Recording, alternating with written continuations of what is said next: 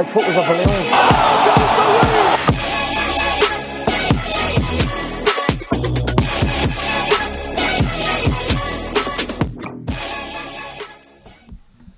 What's up, bros? This is only bros who listen to this right now. Welcome to another episode of Faber Fight Club. It's number 5. Number 5. We've officially been doing this for over a month. Let's go. It's electric. It is electric. But a weekend free of fights, so we thought, for a little bit of news, you crack open the first beer. Mm-hmm. All right, I'll crack open mine. We don't have the glasses because they were dirty, and we forgot to clean them the last time, so they've just been sitting here. They'll be back. Maybe. Yeah. We'll once we hit them with some bleach. Oh, God. But before we get into this week's coming fights, we have some fight news, some huge news. Unfortunately, for next week at UFC 295, John Jones has pulled out. He destroyed his shoulder and is going to be out 8 months, which sucks. Brutal. Was it his shoulder, like his pec or something? Just a tear. It was just a big old tear. Needs surgery, out 8 months. So, unfortunately, John doesn't get his retirement into the sunset just yet. Yeah. And Stipe is out too. So, the UFC has replaced it with Tom Aspinall and Sergei Pavlovich, which is a better fight, much more exciting, with two young guys who are absolute killers and studs. We'll get into that next week. Better fight skills-wise, for sure. Better fight. I think just gonna be more exciting. I think this is fight. a way more exciting fight. The names. I wanted John. It loses name. John. I mean, dude, the prices have literally of the tickets have dropped $300. They're Really? at $345 last I checked. Wow. So there's a chance I might go. Dude, I can't do that shit. We'll see. We'll see if he keeps dropping. We got another week and a half. But very unfortunate news. However, the fight that they are booking to do an interim title fight between Pavlovich and Aspinall is an amazing fight. That's gonna be fun. Absolutely amazing. That's not getting out of the first round. No, dude, that one. Holy shit, that one will not go out of the first round. That one is. I did a profile on it on the Instagram, and I was just like, this is just a collision course. Yeah, of violence. Two unstoppable forces. Oh, That's funny. It's gonna Dude, be awesome. the build up to that is gonna be hype as fuck. Yeah, well, I mean, because they all got crazy. They both got crazy highlights. Oh, dude, the promo video they'll do will be so sick. Yeah, for that. that's gonna be fun. So sick. But in other heavyweight news, this Ngannou. past weekend, Francis Ngannou boxed Tyson Fury. We didn't talk about it because it was a weird fight, sort of a gimmick fight. We were like MMA versus boxing. MMA versus boxing. You know, we know how the story goes. It's the boxer wins because it's their sport, and MMA is like it's not everyone's most polished boxers. Francis Ngannou went in there, and he fucking won. He knocked down Tyson Fury, right? Who is the greatest heavyweight in the world right now, allegedly, in a sport he doesn't compete in. He went in there and beat their boy. Yeah. That's boxing's boy. Dude, and even though, like, Tyson won by decision, it's not even like Ngannou won. Everyone's taking it and running with it like, oh, Ngannou won, baby, let's go. He won. Like, no one even, like, the decision didn't even matter, dude. No. He had the only knockdown, and he actually did win the fight. He legitimately won. Yeah. Like, legitimately, like, and yeah, like, I'd say, like Fury won, like, some rounds. I'd say, like, I had it, like, more like 6-4 to Francis. Yeah. And it wasn't like it was, like a runaway win, but it was pretty definitive in my eyes and in the eyes of everyone else who was watching. But boxing's super corrupt, so they had to get him to win. Dude, those salty boxing fans, too. Oh, it's over. They're like, how do you guys think Ngannou won, dude? Like, they're so freaking They're all blind. cooked. And by the way, that's, like, it's over now for them. Their argument's done. I know. It's done. It doesn't matter. He won in It doesn't matter. And he's not even like, oh, Francis is such a great striker. Like, he has power, but it's not like he's like Conor. Conor was like a great boxer. Like, he's gonna do good, and he lost. And Ngannou wasn't like, I'd say Gon was almost like a better striker. Gon is a better striker. And then Ngannou just goes over there and knocks down their king and is like, what if Cyril Gon could fuck up Tyson Fury too? dude, but that Gon doesn't have that dog in him, dude. No, and Ngannou's from the freaking mines. It's true, dude. But it's an amazing story, and I personally didn't like Francis' decision when it first happened. Obviously, I wanted him to stay. I didn't think that this fight was big enough. I didn't think that he had a lot of reach outside of the UFC. And doing this, now it's like, all right, he's going to box somebody else again. He's going to make so much money. And by the way, it also, I think this actually hurts the PFL more because everyone wants to see Francis Ngannou, but they have nobody over there for him to fight. Dude, he might not. I don't think I think he might be done in MMA. He might just box the rest of his life. That would suck. It would, but it also would mean like what if he left that contract and went back to the UFC? That'd be crazy too. But dude, I saw a thing that like Ngannou said Wilder's like dead serious about the MMA shit he's been saying. That would be. And great. He was like he's serious. He's thinking about like he wants to fight him in the PFL. Like, that would be nuts. I'd watch that. Dude, because he's, like, to me, he has, like, the craziest power. Like, he's the only person you could look at, compare him to Ngannou, and be like, I don't know. And he's in big boxing gloves. And put that guy in 4-ounce MMA gloves, that's going to be nuts. Dude, Deontay Wilder hits people from no range, and they just go, like, his last knockout, he knocked out, I don't know who he fought. I just saw a highlight on Instagram. He's, like, just back up against like the fence or the ring or whatever, and he just basically just throws a straight, no pivot. There's no like really like too much torque on it, and he just knocks the guy's spark out. Dude, he can generate some torque, dude. Have you seen that video? Well, of course. It's like science. Yeah, he's got some crazy torque on those bad boys. But that's the next fight unless you do the Ngannou Fury rematch. I mean, it's so inspirational. It's so awesome what he did. He bet on himself, and I know. And listen, I love Dana. Like Dana wouldn't let him box, and Ngannou was right. Ngannou bet on himself and won. He won big, and this fight and how he performed, because we literally thought he was gonna suck ass and that Fury was gonna work him, and.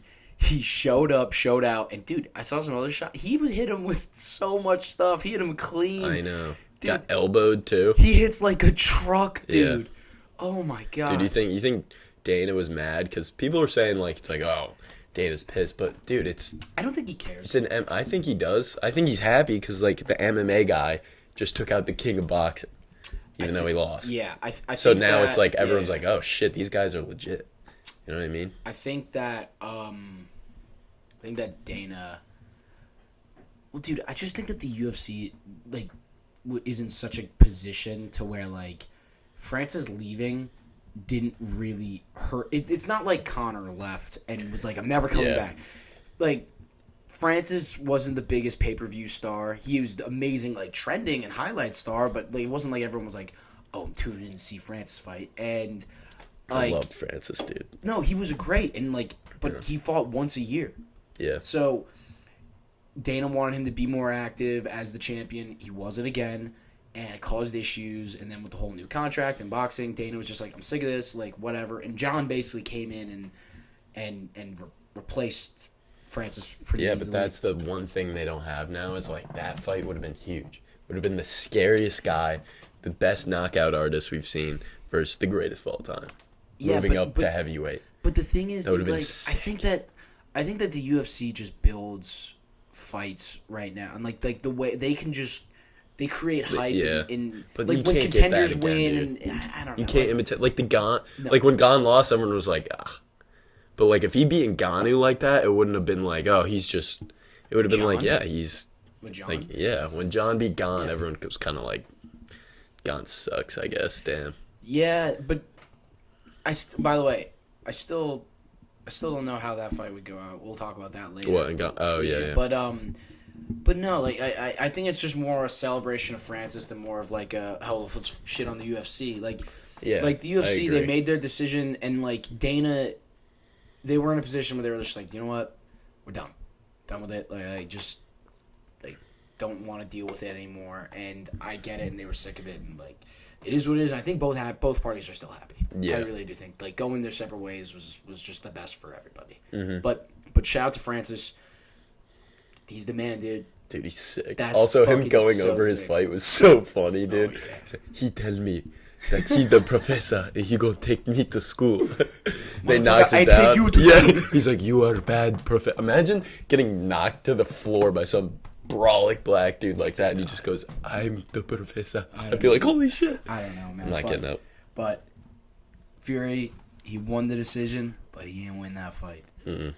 Welcome to mixed martial arts, motherfucker. Yeah, I know. It's Stepping in the cage. Yeah, let's see what happens. But it's ridiculous. But we got a timer now. We do. After the last one took an hour and 20 minutes. We're keeping it smart. Yeah, we're gonna try to hit 45. So we are. But anyway, moving on. UFC Sao Paulo this weekend in Brazil. So the UFC is their second event in Brazil this year. It was a very disappointing pay-per-view in January there. Not from like a fight perspective, but more like the Brazilian crowd, because it's so much tradition and history, and they care so much about their fighters. There's so many amazing fighters that come from Brazil. Yeah. The crowd turnout was terrible, which was actually part of the UFC because they outpriced themselves in Brazil. And a lot of the fans, because again, it's not the wealthiest nation in the world, they couldn't afford to go to the fight in their own goddamn city. But for this one, I think they've assured that this one will be a sellout. It should be an amazing crowd, and to get us away from these Apex fight nights, get a fight night in a crowd. This should be super fun. I also love, like, there's just something different about, like, letting these dudes who are from Brazil, like, fight in front of, like, where they're from. You know what I mean? Yeah. And the crowd, I think, brings an energy, and, like, you can't replicate like, the fighters now are, like, because you can show up at the Apex, and you can fight safe, and no one's going to boo you, no one's going to give you shit. They're going to be more or less just, like, celebrate what you do, because there's not really a crowd. There's, like, 30, 40, 50 people in there. Yeah. If you're fighting safe and you're fighting to, just kind of survive in there, they're going to boo your ass. When I was at Long Island, there was amazing fights, like 6 in a row that were all finishes. And then the first round of like this other fight, I think it was with the leech. It was a boring round. Everyone's booing. The leech, dude. But it was a boring round, and the crowd wanted more. And then the leech went out and knocked some motherfucker out. Well, it's because they're there to be entertained. They are. They're not there like super passionate about their boy. But a like, crowd brings. Come on. But a crowd brings excitement. It brings energy level. For sure. And that's what this card needs. I think this one's gonna hit a new level. This should be fun, dude. And also for this card, it was really interesting. Like pre-podcast talking about it and writing notes about it, because there aren't a lot of name brands. Like not a lot of name fighters or like guys who are like American or have any like specific like big pass. No quick answer to who's fighting this weekend besides Derrick Lewis. Of course, there's one guy, but other than that, there's a lot of young, touted, highly like regarded prospects, some undefeated guys who are not making waves yet, but will. Who are guys that we're going to talk about for a little bit today. Just highlight some of them, because there's some people that you're not going to know them now, but they're going to be coming to rankings and title fights very, very soon. Yeah, and you don't want to see this card and just go like, oh shit, like no one's fighting. This card sucks, because like we kind of know, and it's like, guys, like you gotta watch this shit. I mean, this is chock full of great fights. This is a Tyler Maloney card. This is a card where I'm like, I can't. He loves these undefeated people from freaking Kansas. I love them I love undefeated fighters from nowhere, where I'm like, ooh, let's see what this guy's about. Yeah. I love hearing that. But the first fight of the night, the prelims that we're going to talk about, Mark Diakise is fighting Caio Fernandez. Mike, tell him about Mark Diakise. Dude, he's the man. He's one of the guys that, like, see, you might not even know his name, but if you see him walk in the cage and you're just glancing at the TV, you're going to watch. He's got a red mohawk. He's so sick. He's so athletic. He's not like the most technical guy, but he knows like all this karate stuff, so he's doing like all this spinning shit, and it's really interesting. And we talk about the aesthetic KOs, dude. He has one of the most aesthetic KOs I think I've ever seen. Just backing up and then boom, one quick right hand, and the guy just drops his arms and fall. Beautiful. That's pretty sick. No, he's definitely a fun fighter, and Caio, I don't even know how to say his name. Fernandez making his UFC debut.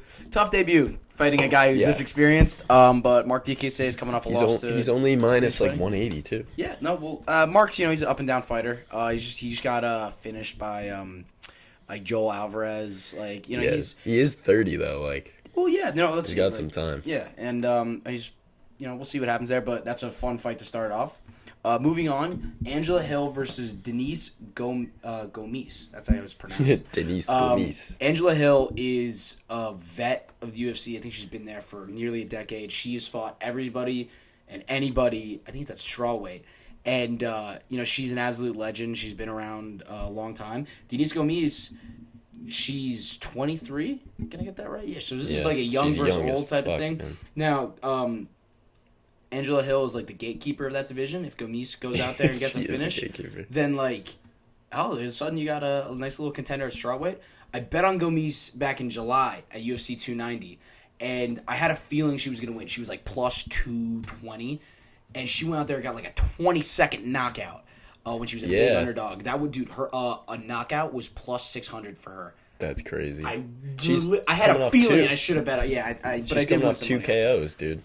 Yeah, that's why I looked at. I was like, "Who the fuck is this?" She is a favorite, and she's got 2 KOs, like 2 early KOs. Yeah, she's a favorite, but we'll see. If Angela Hill still got some. Yeah, see how much is left in that chin, dude. We'll see. She doesn't have the afro anymore. She doesn't. She's got like dreads now. I don't like that. It's like she's like just like afro. a new person, dude. It's that's like her thing. Whatever. Anyway, moving on to my undefeated prospect, Vitor Petrino is 9-0 fighting Modestas Bukauskas. Petrino is, dude, he looks like an Adonis. Like a light heavyweight, he's a freaking monster. He's huge.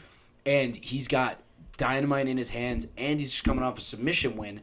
His last fight, he was kicking a guy's ass so much that he was just like, all right, let me see if I can get a sub. Like, I swear to God, that's what he was like, yeah, he was fuck around down here for a little bit. He was killing this guy on the feet and was like, all right, let me take him down and sub him.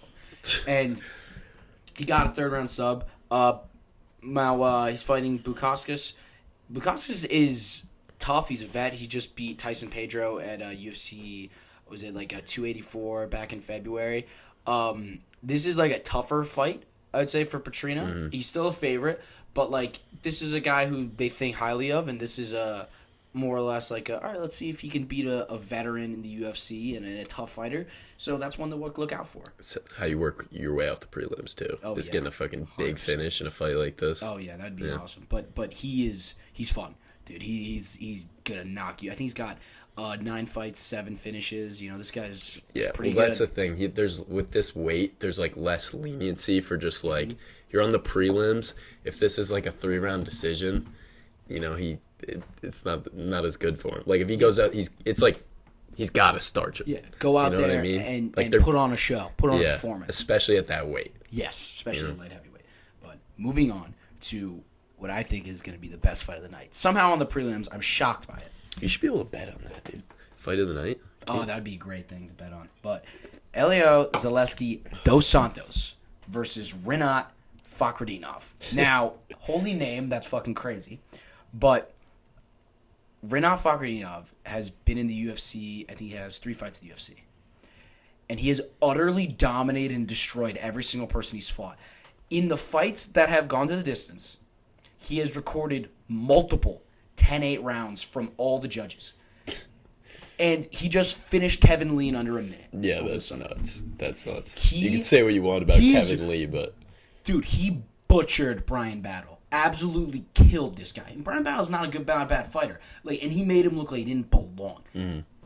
Fakhretdinov is legit at welterweight. Now he's fighting Dos Santos.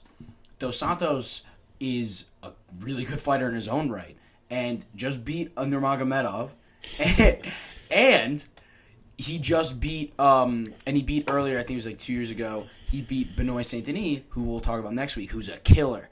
So this one's going to be a collision course. These two are tough, dude. They're both going to be. This is going to be an exciting fight. I think Fakhretdinov will get the job done, but this is one where I'm like if Fakhretdinov wins this one, because this is a tough fight. Yeah. This isn't they're feeding him a can to build him. No, this is a tough fight to get into the rankings near welterweight.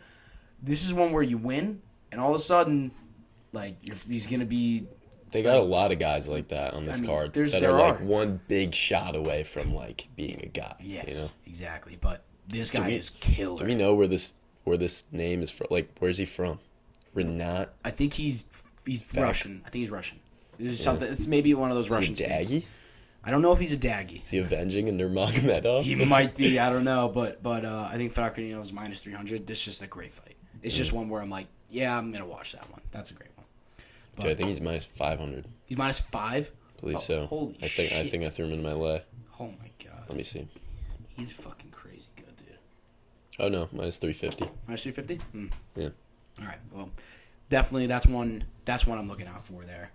Now moving on to the last fight on the prelims, Elvis Brenner is fighting Esteban Ribovics. Elvis Brenner had one of the craziest fights I've ever seen earlier this year. He was just in an absolute dogfight the whole time. Good fight. Like, he was, showing that he could hang, but he took this fight on, 7 days' notice. And then in the third round, just lands, a perfect, short little left hook that just stuns the guy. And then he gets the finish. Now, I saw his hair color before the fight. And it's blonde. You know what that means? Blonde hair. He fights at Shoot the Box, baby. Oh no way! Yeah. Let's so go. Is he like a Charles? Charles was in his corner for that fight. But does he fight it was just like Charles. Does he walk forward with his eyes closed? Yep, same thing, dude. His hair went from bleach blonde to red during this fight. He went through hell and through a complete war, and then just landed at the end. I remember. Dude, it's a just good you one. saying his hair turned red. I remember watching that and being like, oh shit. Dude, I mean, that probably happens. It happens to all those dudes. Insane, and he was he was plus 400 too. It was a crazy underdog win, and it was just a amazing fight. And here's getting an opportunity against Esteban Ribovics. Ribovics is, I think he's 13-1 or 12-1. He got his first win in the UFC non-contender series back in July. And this is one where these two guys are two strikers. They're going to go out there, they're going to throw hands, and it should be a really fun fight. Yeah. Yeah, I really don't know where this one goes, but Brenner's obviously got more experience. From Shoot the Box, I'm excited. Shoot the Box, man. I'm always betting on Shoot the Box, guys. For those of you who don't know, it's literally just Charles's gym, and they're all literal replicas of Charles. They all got the blonde hair, the bleach blonde hair. No defense. And they just walk forward and freaking take that shit. They have the most exciting fights ever. They really do. That's what those guys do. But that's some of the hypes of fights in the prelims. Fights, dude. These are exciting fights already off the bat. But now we're going to move on to our casual question of the week. Now this week, I just threw out a little thing on Instagram. Didn't get any video submissions yet, but we got this one from HP.Sauce on Instagram. Shout out to HP.Sauce. Dude, you definitely made that in 2013. Dude, it's a bot account, shit. But pretty solid question. HP.Sauce asks, if John Jones and Francis Ngannou fight, who would win and how would they do it? Michael? Dude, I don't know, because before John came back and fought Gon, I remember preaching that I think Ngannou would win, because I think it's not like you're moving up lightweight or featherweight to lightweight, let me put on 10 pounds of muscle, train a little harder and see what happens. It's you're moving up from 185 to the 260 limit. That's a lot of fucking weight, and Ngannou's huge, and you saw him toss Gon around. I know John's John, but dude, I could see, especially now that John's a little slower on the feet. I don't want to say it, but I'm giving Ngannou a chance. This one's weird because Francis just has the nuclear option. Yes, and I don't even want to say it because it's scary. It's to terrifying say. That he could just knock you out any second, anything. It doesn't matter, and especially in the MMA gloves. But I think John is just. I was not a John Jones believer for the longest time because I never really saw him fight until this year. Mm-hmm. Dude, the way that he just manhandled Cyril Gane and the manner in which he did it, I just think his skills. I think he's just so much more technical than every other heavyweight out there, except for Tom Aspinall. But that's my hot take. But I just think that he would have. John would have survived the early rounds and then just would have grappled and made it such a hard fight for Francis. But he could. It's not like his power is gone after 2 rounds. No, Like but him tired getting beat. Say he loses 2 rounds. But it's not. But no, he in the would've- third round, he could freaking send him to the But I think overeem room, dude. John is so good. He's so like especially on the ground. I mean, dude, he I think is just a step above every other heavyweight in technical ability. Yeah, no, for sure. And Yeah, that's the only reason he's got a shot. Because he's not it's a not like I'm natural saying heavyweight. he would knock out Francis. John doesn't even knock out anybody at light heavyweight. Yeah. What John does is he dismantles you. For everything that like all these fighters do good, John just eliminates what you do good and makes you fight on your back foot, makes you fight on your I'm not doing well with like my jab's not landing. I'm gonna try and like get this going. He's a winner, dude. John's a winner, and his preparation for Cyril Gane was insane. And they talked about that on Embedded. He was like doing his interviews. Every interview was like, "This is what I do. I watch film meticulously. I find out what your first punch is. I find out what your second favorite punch is." He was just talking about all these things that matter in these fights, like whether you roll in this situation or anything like that. And I just think he would have. I don't think there's anybody that could beat him at heavyweight except for Tom Aspinall. But that's it. That's it. I don't know, dude. Ngannou shows up though every time he needs. He does. It seems like every fight, like Stipe, it's like the first one, Stipe won, and everyone was like, "Oh, Ngannou's gonna get him this time," and he did. But it wasn't like he didn't steamroll him like everyone says. Like he was kind of cooking him, but who is the when Stipe and Ngannou fought the first time? The first time or the second time? I mean, like the second time. No, dude, it wasn't Francis like he cooked. It wasn't like he cooked him, dude. Like I know he knocked him the fuck out and knocked him down, but like I don't know about that. But what I'm saying is, every time like before that fight, everyone's kind of like, "Oh, I don't know," and then Gane, I don't know. No one strikes like this, and Ngannou's not a technical strike. What's he do? He touches him on the feet, picks him up, throws him on his big ass, and then every time Gane was up 2-0. Yeah, and then Francis fucking won 3 straight. I know, bro. But what I mean though is that I still think John. Like Cyril had a massive flaw that Francis like discovered and worked on. Right? Yeah, and that's what I'm saying though. It seems like every time it's like, oh, I don't know, and Ngannou, you're like, that's why he's the champ. And I guess, but I know John's a little different. I think John is just. I think he's just like he's the greatest of all time. He's the greatest of all time. I think you can't bet against the greatest of all time. I just wouldn't take him, but I think that Francis has just a nuclear option. I would take John. I would take John just outright. Like John could win a decision, or he could win by sub. I'd probably go with John, but I think it's a lot closer than everyone thinks. Maybe it's definitely close. It's a good ass question. I can tell you that. Great question. HP.Sauce. Yeah, HP.Sauce. Shout out to you, brother. The fuck is that? Shush. Is that from a show? No, dude, from the just from you. Oh, dude. Yeah, do you remember those from last night? Oh my god, we were literally watching cringe those were so funny. Yeah, just classic 2015 vibes on those YouTube. Were funny, it was so funny. Those were really funny. But anyway, moving on to the main card. Alright. First fight of the main card, Ismail Bonfim versus Vink Pichel. Now, Ismail Bonfim is one of the Bonfim brothers. They're both fighting on this card, which is super awesome for them. Brazilian bros who are very talented. Bonfim got a sick-ass knockout earlier this year in January. And then he had a fight against Benoit Saint-Denis. Wait, are you talking about Terrence? No, yes, when he knocked out Terrence McKinney, of course. Yeah, this man flying-kneed Terrence McKinney. It's crazy. Yeah, we bet on Terrence for that. Who's this Bonfim guy making his debut? Nah. Terrence McKinney's got him, dude. Nah. And then he worked him, but yeah. For Bonfim, this is another big moment for him on a big card to go out there and get a finish.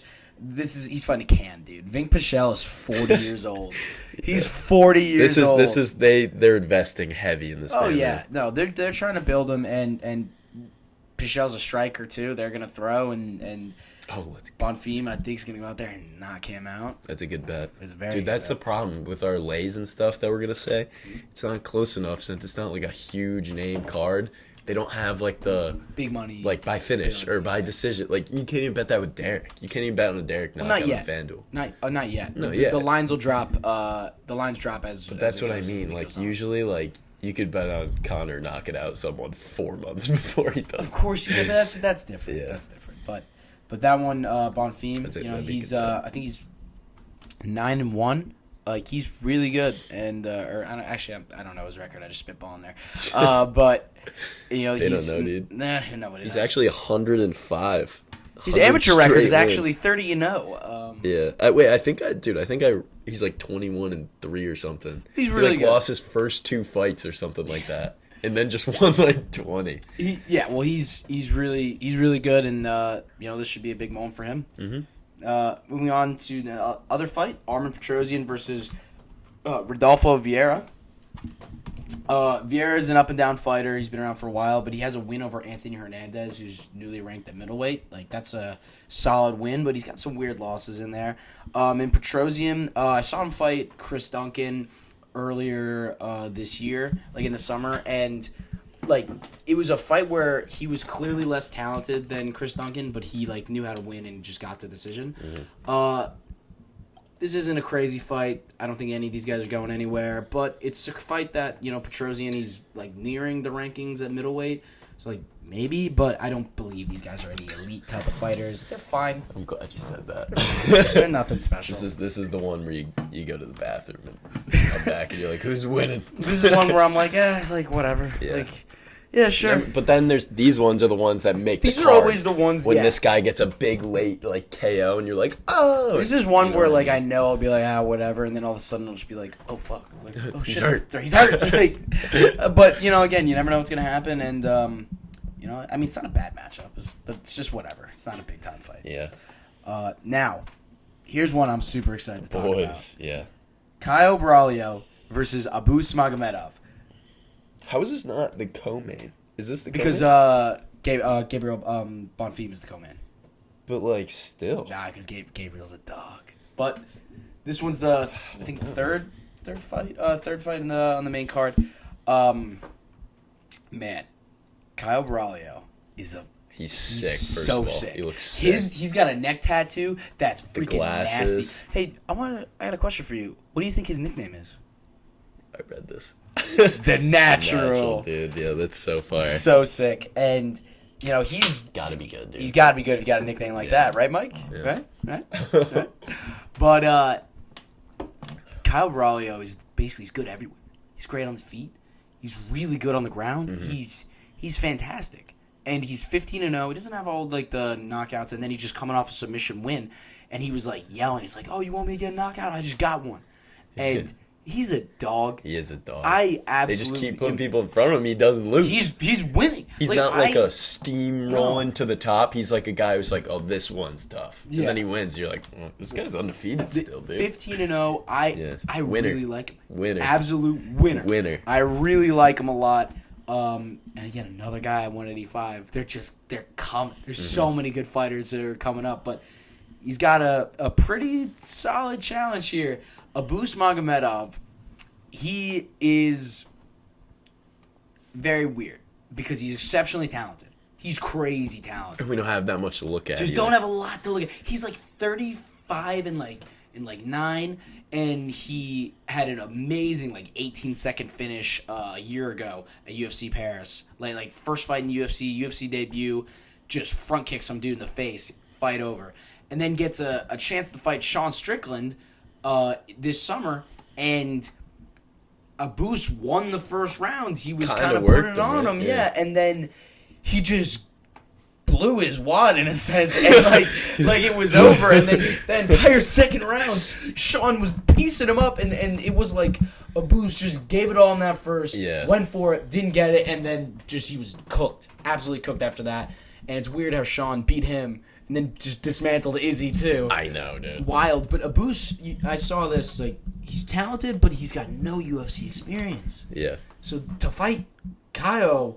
Well, he has a little more now. Well, now he's got a little bit more. Yeah, and that's the problem. A round and a half with Strickland. Yeah, but that was a big learning experience. Of course, and Sean's the champ, and Sean's one of the best middleweights on earth. Yeah, and I think his coaches now were like, after that, they were like, ooh.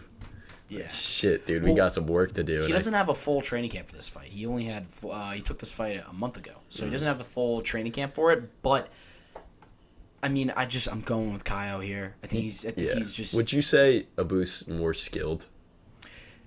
Like, I'm not talking. What overall. do you mean? I'd say more flashy, but I don't say like that equates like, to skill. I'm talking about like no like gas tank, just like pure like athletic and technical ability. Like if neither of them got tired, I think Abus would. Are we just talking striking? Yeah. Yeah, sure. Like I'd say Abus is a more talented striker. I think he has like a lot of weapons with his kicks, and he's really long. Mm-hmm.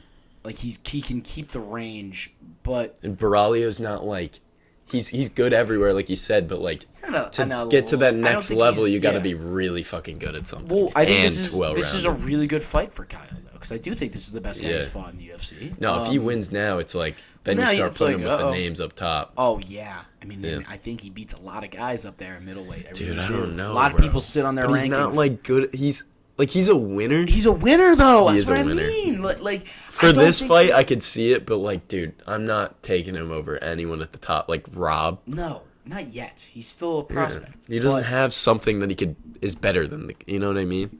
I think he's always going to have a disadvantage in one area. I still think he's getting better. But dude, Rob is one of the. How old is this man? Do you know? I don't know. Look it up. Is he like 11? He's actually he needs a lot of time. Years old. No, well, I'd say like in comparison, obviously, if you're thinking about Drickus and Rob and Sean and like even Hamza, it's like, yeah, I don't think he beats those guys, but like, I think he probably gives Marvin Vettori a tough time. I don't think Marvin Vettori is just gonna walk through them. Like, I think he definitely would be able to. He was someone who, if he got like a short notice fight against the top 10 middleweight, and he would belong, and you'd be like, yeah, this guy clearly belongs. That's the type of fight that I'm saying. Yeah. Like, dude, these are tough. Yeah. Like picks. They're very tough. But this is why this is a good card, because nobody knows who these people are, but to actual fans, people are like super dedicated ones at least. You see it and you're just like, oh shit, fuck. Yeah. Like, there's some great fights going on. Yeah. Really are. But he's 30, by the way. He's 30. So he's got time. He's got time. Not too much time. No, he's got to cook. Time. He's pretty active. He's already at the top. He is. Yeah. That's plenty. 30 where he is fine. Yeah. Anyway, to the co-main event, Gabriel Bonfim versus Nicholas Dalby. They are setting up Bonfim to smoke this guy. Yeah. Is this another candy? Dude, the Dalby's a can. I bet on Dalby, and I watched this fight. Literally back in January. I bet on him. So I bet on him. He won a split decision that was just like, yeah, I don't know how good this guy is. Yeah. And he's coming off a win. I think he's coming off 2 wins.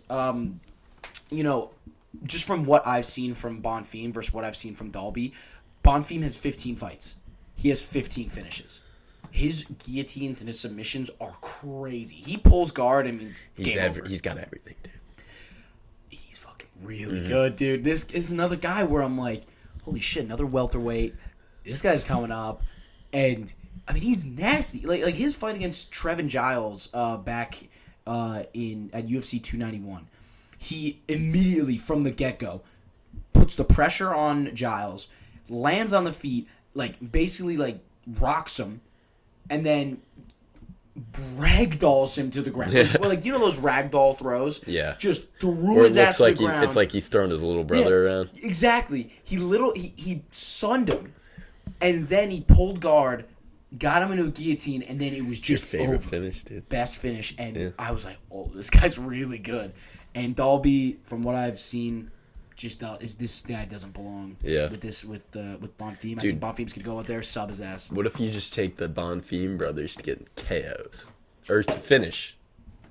Two finishes with the two Brazilian boys. You just spoiled my picks, bro. Seriously? Yeah, I did the Bonfim brothers. No way. I'm betting on them. Wait, but you can't even see the finishes yet. I know. You should bet on finishes, bro. That's what I'm betting on. Like, so you're gonna wait? Yeah, I'm gonna wait. I'm gonna wait to place it, but those both might be plus money. They are gonna be plus money. It's gonna be like plus 200, plus 100, and those are both. That's 10 to win like 7. That's big money, dude. Yeah, but that's Faber one lock. That's a lock right there, at least in my opinion. But yeah, I don't have much to say about Dalby. I just think Bonfim's really fucking good.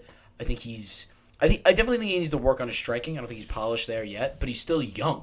Like, he's young, and he belongs at, again, another guy, like a welterweight, where I'm like, holy shit, I don't know. Like, he's coming. Like, they're all coming. He's got a lot of work to do, though. He's got work to do. I think he's in his, like, 26, 27. Like he's got He's got room to grow, but he's got time. Right, yeah, that's what I mean. Like, there's just so many people. Like, I mean, from what I watch, I'm never like, this guy needs to work on that. Yeah, like, he looks fucking unstoppable. He's got a lot of people to go through. Yeah, well, I mean, again, Michael Chiesa's ranked at welterweight. All right, that guy fucking sucks. Yeah, but the rest of them are good, dude. Yeah, I know. Shut up about him, dude. He's cool. Chiesa's a good dude. Sure. He's a good guy. I bet he's a great guy. He's nice. I'll add him to the list of people I make fun of. But anyway, to the main event of this card, Jailton Almeida versus Derrick Lewis. Now, originally it was going to be Jailton Almeida versus Curtis Blades. Blades is the number 5 ranked heavyweight. Blades pulled out. Derrick Lewis steps in. A tough one for Derrick to step in on, dude. Really tough. Jailton Almeida is a monster. He has 14 finishes in a row. That's crazy. He has literally dominated every single fighter he has faced. It hasn't even been like, oh, someone's like showed some resistance. Resistance is basically like you made it to the second round. Yeah. That's resistance. Dude. He's a monster. He's up there too already. He's another guy. Who's the guy he submitted last? Do you remember? I smoked Rosenstruck. Yeah. But he should have won, but it was still like, whoa, yeah. Well, he basically, for anyone who has not watched him fight, he opens up his fights, throws a body kick, and then he just shoots for a takedown, and then it's over. It's over. That's literally how the fight ends. And he's so good on the ground. He stacks legs completely, just gets to the full mount, gets to the hips, and he's just dropping bombs. And it doesn't matter. Like, this guy, it's literally like it's a more entertaining version of what Khabib used to do. Mm-hmm. And like from the get-go, he goes out there and he goes to smoke you. Yeah. He's a monster. He's a beast. He only fights at 240 pounds. He doesn't fight at the full limit. Yeah, he's quick. I feel like fast. You could tell. He's so fast. Also, I wanted to see him against Curtis because Curtis has everything. Game. Yeah. So it would have forced him to be on the feet, and I want to see what's up with that. Yeah, that'll be interesting. But maybe jiu-jitsu doesn't work on Derrick Lewis, bro. He just stands up. Now, Derrick Lewis is the man, obviously. Derrick Lewis, if you look it up on Instagram or YouTube or whatever, he is the most fun person, I'd say, like, really in the UFC. His personality is hilarious. He says the funniest, wildest shit. He'll take his pants off in the cage. Like, he'll do some crazy shit. You know, the video of him and Rogan, he's like, Rogan goes, Derrick, why'd you take your pants off? He's like, my balls was hot. You know, and Derrick has the most knockouts in UFC history.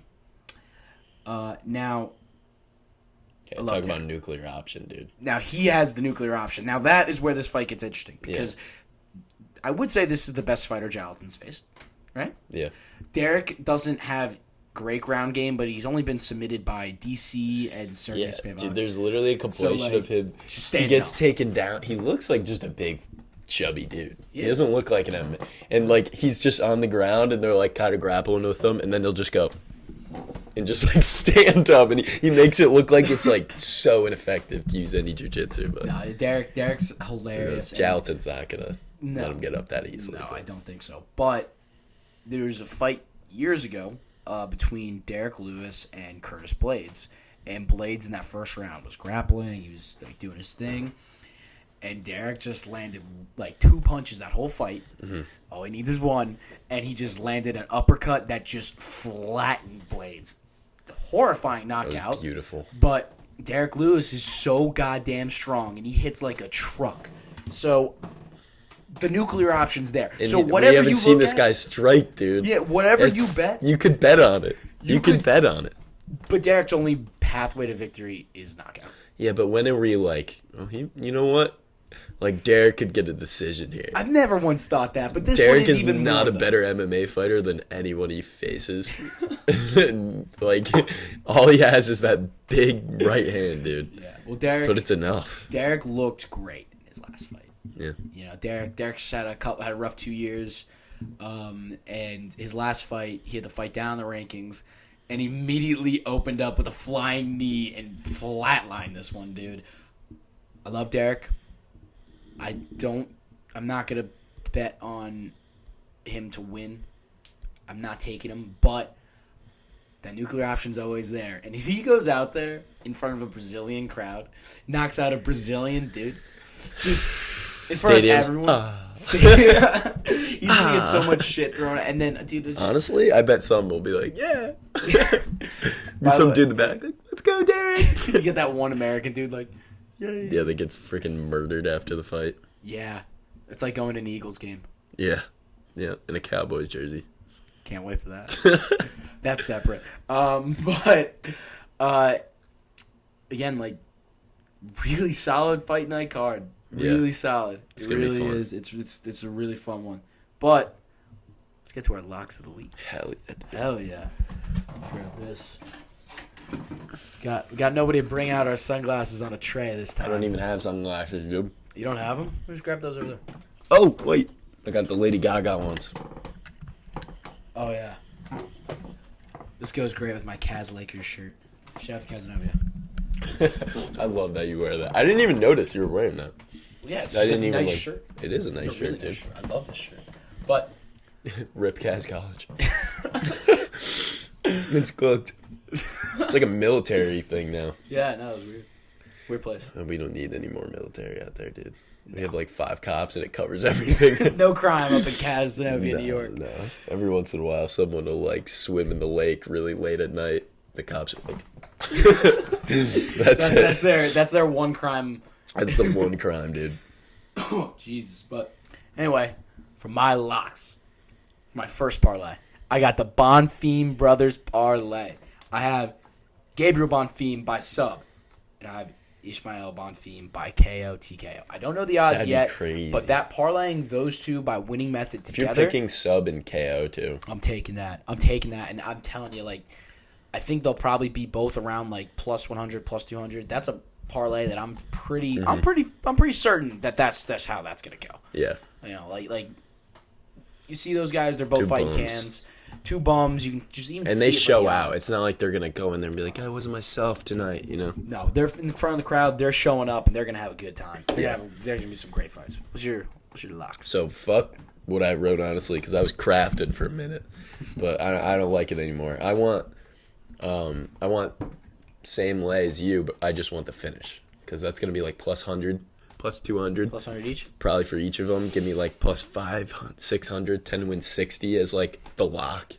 My That's a lock lock. lay, not my Yeah. home run. I like that. That's those two, the Bonfim Brothers parlays. Yeah. That one's, you gotta bet on those two, man. You got gotta a fat one.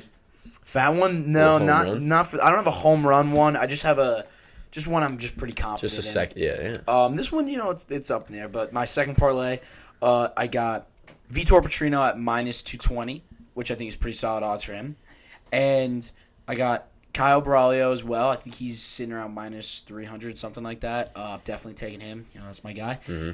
But I'm throwing in Angela Hill at plus 100. I think she's a vet. I think she's going to go out there and just get it done.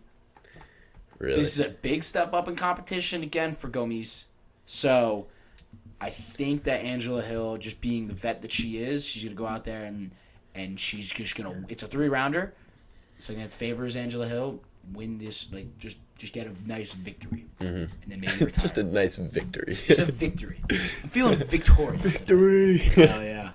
But that's my other parlay. You got any? I love that. Dude, else? yeah, of course I got one that won't hit, yeah. but I'll be, like, really excited if it does. Let's get excited. All right, so throwing Derrick KO in there. If you are going to sit down and watch this fight, like, if you want to make some money and 10 to win 30, whatever, go for it.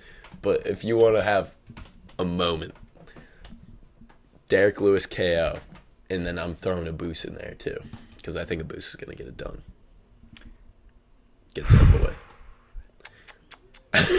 way. You're betting against me. I know. You're betting against my boy. I know. But dude, like that money. First of all, boost is plus money. I think he has the tools to do it. It's just a matter if he's going to show up, if he's got the conditioning. I think he could do it. It's 3 rounds, bro. I think he could do it. I think he's gonna blow his wad also, 2.5 minutes into that first round. I'm gonna say this, dude. I might even. This is like actually. It's like I could see why you'd think it's stupid. You're gonna call me stupid, but I would not be surprised if he wins a decision against him. Because I think he's just got too much skill. And I know he gasses out, and this guy's a winner. We just said all that, and I believe that. I just think at the base of their, like, MMA ability, Abus is a little too much for a 15-minute fight. I think he could spar with him and win. Maybe. And Derrick obviously can knock anyone the fuck out. So. Maybe not. That's 10 to win. A lot. Just Derrick and Abus without the finishes or the decision is 10 to win 130. So that's going to be like 10 to win like 250 or something. Yeah. Yeah. Maybe. You know what? Maybe. Maybe. Dude, if it hits though, I'm fucking clipping this. Fine. Go for it. Because what if it doesn't hit? What are you going to tell me?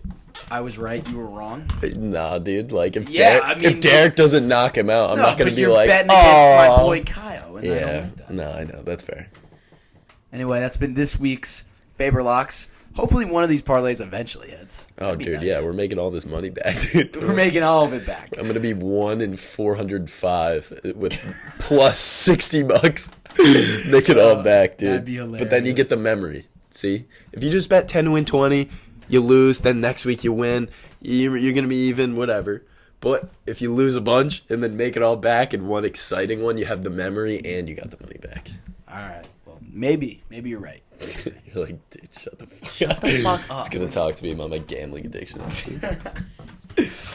Well, that's been this week's Faber Locks. Now let's get on to a little segment. A little trivia segment for some fun. We're just thought we'd have a little around, fun, dude. Having some fun. Yeah. Yeah, we'll see who knows. We came up with some questions to ask each other. Who knows more about mixed martial arts and the UFC? Sir.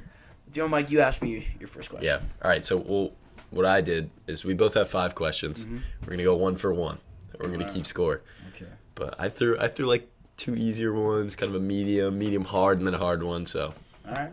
Let's see what you got. Let's see the first one. Let's go. I'll be very upset if you don't get this. All right. Which past or present UFC fighter has the nickname Super? Not Superman. No, just Super. Ooh. Dude, you suck. Super. Dude, I told you I'm not a nickname guy. No, I know you did say that, but you got to think. Super. It's like a super, and then his name. It's not like Michael Super Pro. It's like Super Michael Pro, and it sounds. No, it's not Sean Shirk because that guy was the Shark. No. Dude, I'm cooked. I have no idea. Who is it? All right, you ready? Yeah. Sage Northcutt, dude. Dude, fuck Sage Northcutt. The fuck up. On, dude. No, dude, he sucks. Dude, for like 2 weeks we were sending each other Sage Northcutt memes. Meme. How the fuck do you not remember that? I do now, but like it's not Super like, Sage I've never Northcutt. watched him fight once. Dude, he's sick. I played with him on UFC 3, and that's it. Fucking Alright, Sage fine. Northcutt, Jesus. All right, well That's your easy one. That's my easy one. Shit. Yeah. You're throwing the hard ones at me. Well, I thought I was. have a higher expectation for him just because he fucking knows everything about the UFC. So. Well, now I feel terrible. Yeah, you should, dude. I do. Fuck you. All right, well, ask me. Let's see. Alright, well, this is gonna say a lot about. This one's really easy. Mike, who won the first season of The Ultimate Fighter?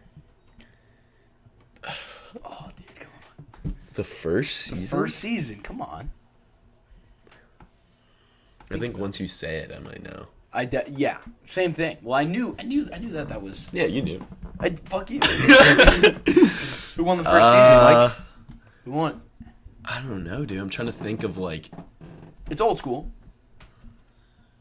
Do you want to hit? Yeah. He became a champion. Yeah, he's like probably a heavyweight, right? Or like light heavyweight or something. Yes.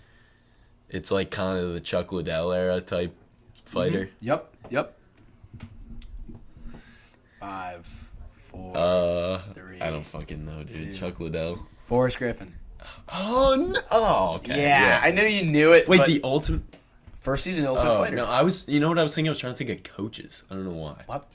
Yeah, no, that was like the most legendary. It's one of the most legendary fights. It's the best fight. All right, Forrest Griffin, Stephen Bonner. You're right. That was easy. Well, you're fucked now, buddy. All right. Well, you're 0 for 1 too, bro. Oh, okay. Let's see what we got here. All right. Okay, ready? I'm ready. You're gonna have 15 seconds. Okay. Fine. Name all the male champions. UFC. What? Right now? Go. Shit. Pantoja, O'Malley, Volkanovski, Makachev, Edwards, Strickland. There is no champion at light heavyweight, and John Jones. Oh, dude, yeah. So You were about to trick me on that. I know you thought that. no, I just thought I didn't know if you'd get it. I was timing myself saying it like Sean O'Malley, like shit in my bed, seeing how much time I should give you, bro. You got it right on the horn. So I didn't know it was getting timed questions. yeah, Jeez. You were. All right, well, it's a point for me. Yeah. Now, here's a good one for you. Who has absorbed the most significant strikes in UFC history and has never been knocked down? Max Holloway. Yep. There you go, baby. Let's go. All right, one for two. One for two. We're both 1 for 2 here. Okay. Ready? I'm ready. This one's a little hard. Ooh. What are Conor McGregor's children's names? Fuck you. Connor Jr., Ryan, and It starts with a C. Yeah. Dude, what? Dude, that's a tough question. It's you, bro. I thought you were gonna be like, well, first of all, you got 2 of them, which I don't think a lot of people do. Even the Connor Cashies don't. Connor Jr. was pretty obvious. Yeah. Orion. All right, the other one was like Croya. That's his daughter. All right, shout out the Irish for their weird names. Oh, yeah. All right, fine. That's whatever. It's fun and get it. Now, let's see if you get this one. We talked about Derrick Lewis having the most knockouts in UFC history. Mm-hmm.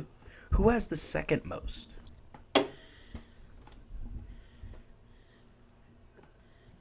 I knew this 2 hours ago because I read the list, but I still don't know. Who is it, dude? Can you give me like 6 options? Actually, 6? No. Are you? All right. Well, it's more than what? You want less? All right. I'll give you 3. Wait, hold on. Give me like 10 seconds to think, and then give me 3. All right, I'll give you 10 seconds. Who knocks people to the freaking moon, dude? Okay. It's either like Miller, like Cerrone, or something. All right. I'll give you 3 options. Right. Jim Miller. No, I'll give you 4. Jim Miller, Francis Ngannou, Donald Cerrone, or Matt Brown. It's Matt Brown. Fuck. Yes. Well, I gave it to you. Yes, you did. It's so obvious. I couldn't hide it at all. 2 for 3, baby. 2 for 3. 2 for 3. Whatever. Brown. Matt Brown after an easy hint. Yeah, no. All right. Give me some. All right, ready? This is a hard one. Mm-hmm. So, Rose Namajunas fought Carlos Esparza for the second time in one of the most exciting fights we've ever seen. 5 rounds. I'm going to give you 4 options. What were the total strikes landed in the entire fight? It's low. Just give me the options. 28, 48, 68, or 88. Significant strikes. I think it's just, no, total strikes, actually. Yeah, total strikes. 68? That's correct. Yeah, because you said total strikes, and I was like, significant strikes was low, but total strikes can get up there because those aren't the same for some reason. All right. Damn, that was a good snipe. I was feeling that. Now, very odd that we both do Rose Namajunas questions because I have a Rose Namajunas question for you. If I don't get this, bro, I'm gonna cry. This one's really easy. This one's like a softball. Who did Rose Namajunas beat to win the title during her first reign? During her first reign? Her first reign as champion. Who did she beat to win the title? Joanna. Yep. There you go. Give me that. I know my Rose, dude. I know my Rose. You're just gonna leave me up? Yeah, sure. Whatever. Now I feel bad because my last question is such a softball. Oh, really? Wait, Yeah. So what's the score right now? I think you're up, so I've lost. Yeah, I'm up 3-4, and you're up, or you got 2 for 4? I don't know. Sure. Yeah. All right. Well, ask me your question. If I get this wrong and you get yours right. Well, no, I just asked Like, you. if you get this right, and then I get the next one wrong, we tie. You're not getting the next one wrong, I'm telling you. Dude, I don't know, man. All right. I had my fair deal of head injuries. Who has the most decision wins in the UFC history? Neil Magny.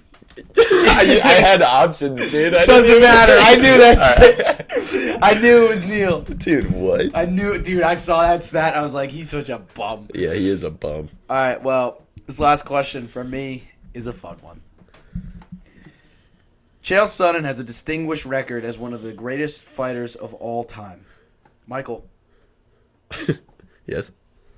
Has Chael Sonnen ever lost? Not around, dude. Not around. Not around. Undefeated and undisputed. The GOAT, Chael Sonnen. Let's go. I think that's the first time we've mentioned Chael on the pod. I think so, dude. Yeah. And for anyone, Chael Sonnen is the master of trash talk. Yeah, dude, he's so... Because he's actually smart. He's a smart guy. Chael is like the definition of just saying things to say things. Like, Chael did a whole profile on his childhood, growing up in Westland, Oregon. And he was, like, saying, you know, there were years where my father didn't even make $100,000. Or barely made $100,000. Yeah, dude, he's the guy you need. My neighbors were twins. I feel like a lot of people knew. Dude, everyone's seen Chael. I think even the casuals know. Dude, Chael's a legend. He's in every YouTube compilation. Undefeated and undisputed. Even though he's lost and been defeated many times. Dude, he should have beat Anderson. He went 5 rounds with Anderson. I think he won 4. He did. And then Halfway through the fifth round, with a minute left. Triangled with a minute left. That poor man. That's how good Anderson is. But another episode of Faber Fight Club, and again, it ran a little long. We're at an hour. Whatever. We'll get the timing right at some point. Yeah, we're doing it's an hour from here on out. We'll get it. We'll get it. Another great week of fights, and next week we'll be talking about UFC 295. Alex Pereira versus next week's Yuri Prochazka. Another pay-per-view for the pod. It's going to be a great time. But for now, we'll leave you. Go watch the fights, dude. Go watch these fights. Go watch them. Watch the prelims. Watch bet everything. on Derrick Lewis. Maybe. I'll It's bet the best $10 you ever lost. Fuck it. Bet on it. Mike, another great episode of the pod. Yes, sir. Let's go. All right. Peace, bro. Thanks, guys.